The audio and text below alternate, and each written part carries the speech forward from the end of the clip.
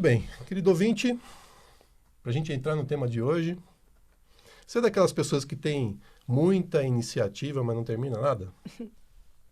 Nunca consegue levar um projeto adiante, começa um curso, um empreendimento, ou até mesmo a ler um livro e sempre para na metade? Sempre interrompe o processo? E o pior, toda vez que interrompe esse processo, você começa a se auto-julgar. Fica pensando, todo mundo consegue, menos eu. Muitos de nós passamos por isso muitas vezes ao longo do dia e logo vamos para o auto-julgamento, nos rotulando de fracassados, não é assim? E você sabe qual é a diferença entre o fracasso e o sucesso? Bom, se você se identificou com essa descrição, se você se considera um fracassado porque nunca chega ao final de um projeto, nunca consegue alcançar um objetivo, fica aqui o meu convite, gente. Fique com a gente até o final do programa, porque hoje nós vamos mostrar para você o que é preciso para atingir o sucesso, chegar a concretizar o seu projeto, concretizar os seus sonhos. Fique com a gente porque nós vamos dar para vocês no final do programa uma ferramenta do Axis para que você possa conquistar tudo aquilo que você deseja com facilidade e alegria. É isso mesmo. E muita gente acredita que o contrário do sucesso é o fracasso. Falamos muito disso aqui no programa, nos nossos cursos, nas nossas palestras. Essa realidade na qual nós estamos inseridos nos leva a interpretar a vida de uma forma binária. Ou é um ou é dois. E sempre por meio dos polos opostos. Ou seja, nossa leitura de mundo, em boa parte do tempo, nos leva a interpretar tudo de forma que denominamos que é bom ou mal, certo ou errado. E nós esquecemos que entre o bom e o mal, entre o certo e o errado, existe uma infinidade de possibilidades intermediárias. E esquecemos também que bom e mal, certo e errado, são definições individuais. Cada um de nós escolhe o que é bom ou o que é mal para si mesmo. É por isso, gente, que na PNL a gente não fala sobre fracasso. Nós falamos sobre resultado. O fracasso nada mais é do que um resultado que não saiu da forma como você havia planejado. Tudo bem, eu entendo, é frustrante quando a gente não consegue o resultado que a gente tinha planejado, né? Mas no meio do caminho, as coisas mudam de direção. E o resultado que você obtém é um resultado diferente só. Veja, essa experiência fará com que você procure buscar alternativas para a solução daquele problema, para a solução daquela questão que você está enfrentando. É por isso que o oposto do sucesso nunca é o fracasso. Sabe qual é, efetivamente, o oposto do sucesso? É desistir. A diferença entre o sucesso e o fracasso é que o fracassado desiste no meio do caminho. Desiste antes de atingir os seus objetivos, de chegar ao sucesso. Um dos motivos mais comuns pelos quais nós não atingimos os nossos propósitos, os nossos objetivos, é desistir no meio do caminho.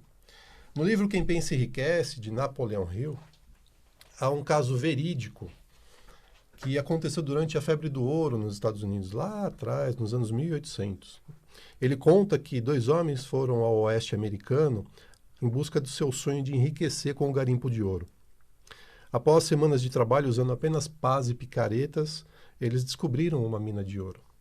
Eles precisavam de máquinas para trazer o minério para a superfície. Então eles deram uma escondida lá na entrada da mina, né, camuflaram a mina e voltaram para casa, contando a descoberta deles para os parentes, para os vizinhos, que fizeram uma espécie de uma vaquinha, né, levantaram dinheiro suficiente para poder comprar um maquinário para fazer a extração do minério.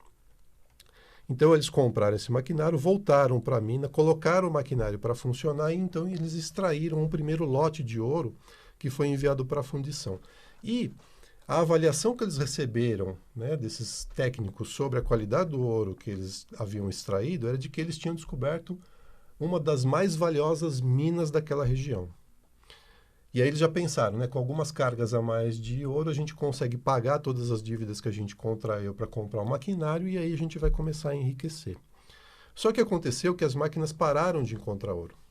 Parecia que o ouro tinha se esgotado, tinha chegado ao fim.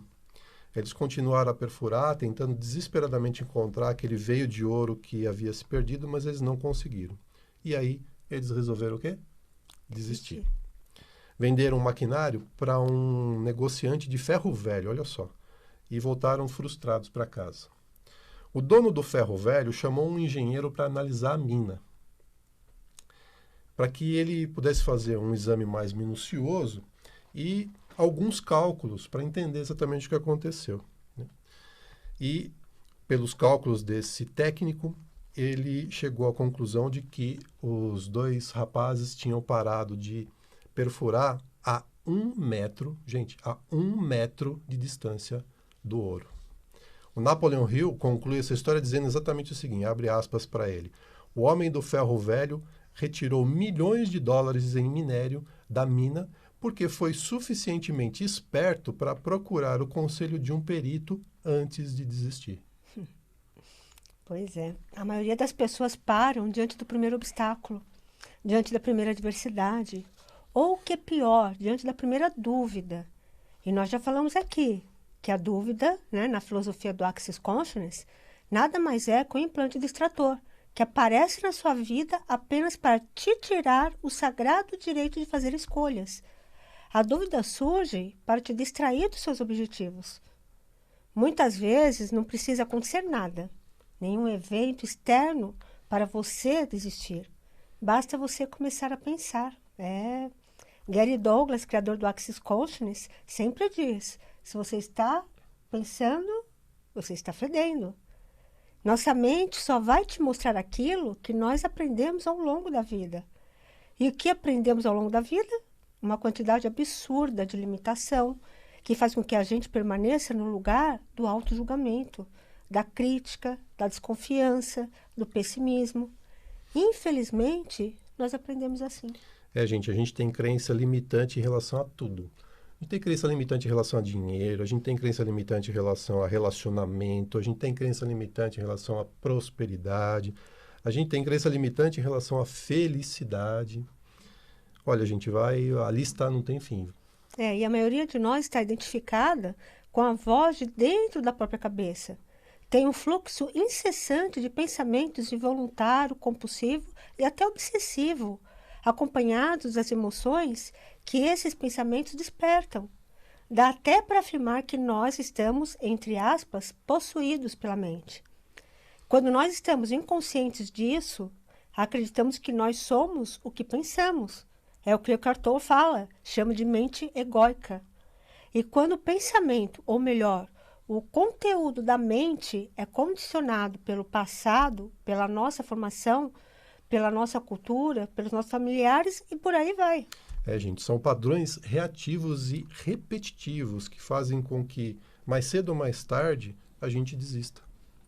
E há várias histórias de pessoas que foram importantes nessa realidade e que só se tornaram famosas porque não desistiram dos seus objetivos, dos seus sonhos. Henry Ford foi um empreendedor, engenheiro mecânico, fundador da Ford Motor, foi o primeiro empresário a aplicar a montagem em série, de forma a produzir em massa automóveis em menos tempo ao menor custo.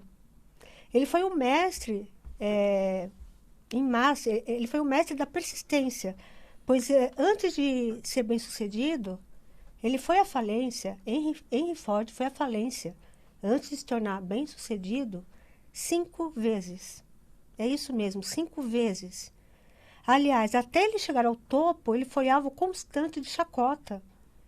Os que o criticavam diziam que o homem nunca substituiria os cavalos por máquinas. Pois é, né?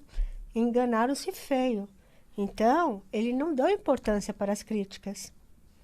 Outro grande exemplo de persistência e luta pelos seus sonhos foi Albert Einstein.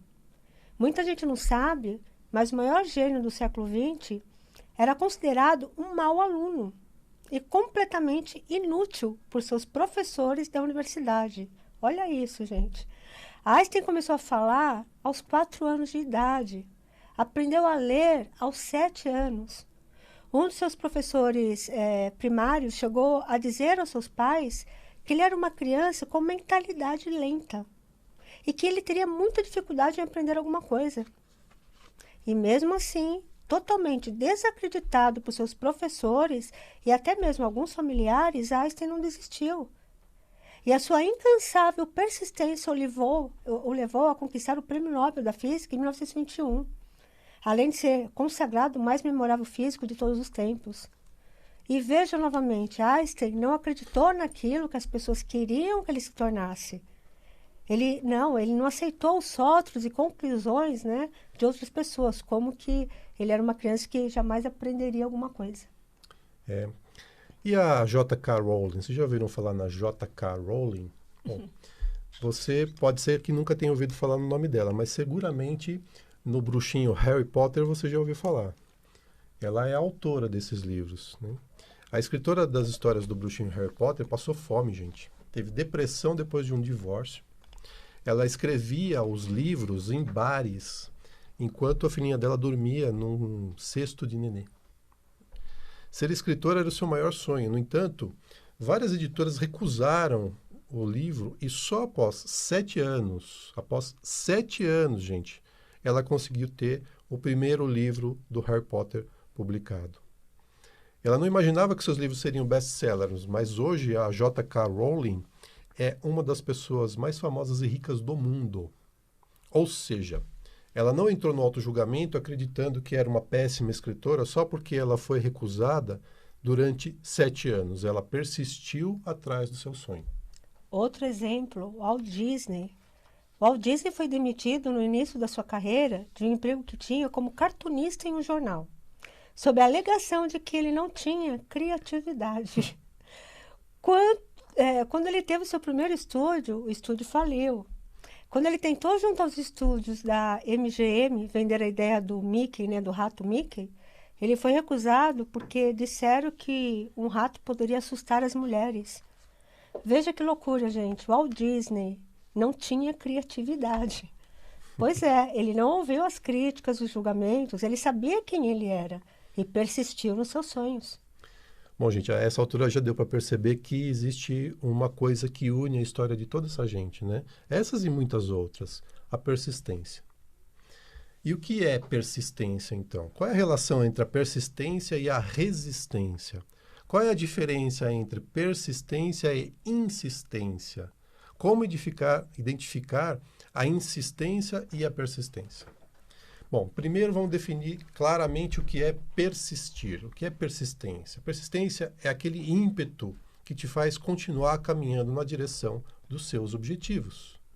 Mesmo que apareçam obstáculos, mesmo que apareçam problemas, mesmo que você esteja diante de adversidades, a persistência faz com que você continue naquela direção.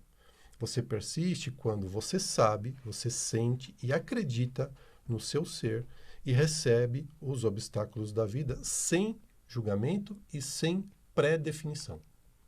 Outra coisa importante que devemos considerar é a diferença entre persistência e insistência. Se você é insistente, você não é persistente. A pessoa insistente é aquela que faz tudo do mesmo jeito, o resultado não está vindo, os objetivos não estão sendo alcançados, mas ela está lá, fazendo tudo do mesmo jeito que sempre fez. A pessoa insistente faz tudo no automatismo. Ela vive no presente, ela não vive, aliás, no presente e, consequentemente, não percebe o que está acontecendo ao seu redor. O persistente, ao contrário, ele funciona a partir do seu perceber, do seu saber, do seu ser e receber. O Axis fala que quando a gente funciona a partir do perceber, saber, ser e receber, a gente funciona a partir do nosso ser infinito. Então, o persistente observa e percebe durante a sua caminhada e age aprimorando o seu caminho, melhorando e melhorando a cada experiência. O persistente está sempre na pergunta de como pode melhorar, o que mais é possível. E é legal a gente lembrar também, gente, que sempre que nós desistimos, nós estamos escolhendo a resistência no lugar da persistência. Nós já falamos aqui várias vezes sobre a resistência, né? Como ela é nociva, como ela é poderosa e como ela nos comanda se nós dermos permissão para que ela nos comande. Então, se você quiser saber mais sobre a persistência, entra no canal sobre a resistência, desculpe. entre no canal do YouTube do programa Fique na Pergunta, que tem um programa lá que fala só disso, né? O Steven Pressfield fala que a resistência é a força mais tóxica do planeta. É. E eu não sei se vocês conhecem a história do bambu chinês, se não eu vou contar rapidamente aqui. É a história de como surge o bambu chinês, né? A semente do bambu chinês, após ser plantada no solo preparado para ela, após ser cultivada, regada, ela passa os 5 primeiros anos crescendo e se fortalecendo abaixo do solo. Apenas um pequeno broto é visível. Durante esses anos é formada uma complexa estrutura de raiz que se estende vertical e horizontalmente pela terra. Para quem vê de fora da terra, parece que não há nada ali, parece que não brotou. Então, ao final do 5º ano, o bambu chinês cresce numa velocidade incrível e chega a atingir uma altura de 25 metros. E, além de ter o seu desenvolvimento baseado em um bom alicerce, o bambu é uma planta extremamente flexível e versátil, podendo ser usado para diversos fins. E por que eu estou contando essa história do bambu chinês? Porque a gente pode tirar várias lições dessa história e fazendo uma analogia com o que estamos falando sobre o que é o fracasso e o sucesso. Nós podemos dizer que a gente busca o sucesso como resultado final. E esquecemos que entre o fracasso e o sucesso há uma jornada. Um caminho que deve ser trilhado com alegria, persistência, sabedoria. O caminho vai te dar alicerces e estrutura para você alcançar os seus objetivos e os seus desejos. O sucesso é como uma semente do bambu chinês, que precisa ser plantada no solo fértil, ser regada e requer o tempo necessário para ela germinar. É um processo, gente. Não é porque você não vê suas raízes que você pode concluir que a semente morreu. E que, né, não vai vingar, não vai florir. Não é porque aparecem adversidades no seu caminho que você vai concluir que é um fracassado e desistir dos seus sonhos. O sucesso é o caminho. E você caminhar, mais uma vez, a partir do seu perceber, saber, ser e receber, tudo aquilo que você vai encontrar durante a sua jornada, saber que nesse caminho você tem escolhas infinitas que abrem portas para infinitas possibilidades. Bom, mas como é que a gente faz para perceber se nós devemos persistir ou se está na hora da gente mudar de rumo, de escolher diferente? Há uma ferramenta do Axis que nós ensinamos detalhadamente no curso de barras de Axis, né? O curso de barras de Axis é um curso completo que tem mais de 13 ferramentas além das barras, que é a ferramenta do leve e pesado. Entenda o leve ou o pesado com o seu ser, com o seu corpo e não com a sua mente. Se você usar a ferramenta do leve e pesado utilizando a sua mente, você vai para o espaço da resistência. Quem sabe o que é leve e o que é pesado é a sua intuição e o seu corpo, gente. Então, você sente quando algo é pesado para você. E se estiver pesado, é insistência e não persistência. Se estiver fazendo algo que é pesado para você, se estiver em um caminho onde as coisas estão pesadas, escolha novamente, mude de trilho. Por outro lado, se você sentir que é leve, vá adiante, sem julgar os obstáculos que vão aparecer no seu caminho. Quando aparecer algum obstáculo, pergunte ao universo, como pode melhorar? O que mais é possível? E com a ferramenta do leve e pesado, e com estas 2 perguntinhas, mais a sua persistência, você vai ter o sucesso que você tanto almeja. O importante é você trilhar o caminho com alegria, sendo você. Esqueça os outros. Leve ou pesado tem a ver com você e só com você. Não há uma regra comum, não é igual para todo mundo. O que é leve para mim pode ser pesado para você e vice-versa. Pergunta para o seu corpo, fique atento aos sinais que ele vai te entregar. O seu corpo tem uma inteligência inata e você não está explorando essa inteligência. Faça isso e veja os resultados que você vai atingir. Isso, e para terminar aqui, vamos falar rapidinho, não podemos deixar de falar de Thomas Edison. Você com certeza sabe quem foi Thomas Edison. Ele foi um inventor, cientista americano, que teve várias invenções importantes para a humanidade. E uma das mais conhecidas é a lâmpada. Thomas Edison teve uma história bem interessante, que teve muitos desafios em sua vida, por encontrar muitos obstáculos nas suas pesquisas, no seu trabalho.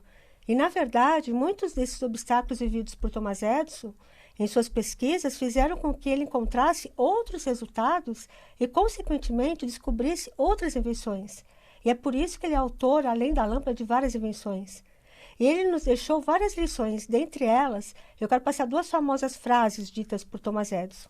A primeira: muitos dos fracassos dessa vida estão concentrados nas pessoas que desistiram por não saberem que estava muito perto da linha de chegada, como a história que o Edgar contou do Napoleão Hill. E outra frase que resume tudo o que nós falamos aqui é a seguinte: nossa maior fraqueza está em desistir. O caminho mais certo de vencer é tentar mais uma vez. Então, você tem infinitas escolhas e possibilidades. Basta escolher, agir e seguir em direção aos seus sonhos, aos seus objetivos, aos seus desejos. Querido ouvinte, espero que você tenha gostado do que vocês receberam no programa de hoje. A gente, para falar dos 2 temas, dos 2 assuntos, cursos ou atendimentos, é só passar uma mensagem no 11 98420 9959, 11 98420 9959, ou no 11 97274 7997, 11 97274 7997. E eu queria, de novo, falar para vocês, se você tem interesse em trabalhar exclusivamente pela internet, eu posso encaminhar para vocês um link de um curso gratuito que você vai aprender como fazer isso, como ganhar dinheiro trabalhando no conforto do seu lar exclusivamente pela internet. Como fazer isso? Manda uma mensagem para mim no WhatsApp que eu encaminho todas as informações. Manda mensagem para o número 11 97274 7997. Obrigada pela audiência. Tenham todos uma excelente semana. Tenha uma linda semana e fique na pergunta.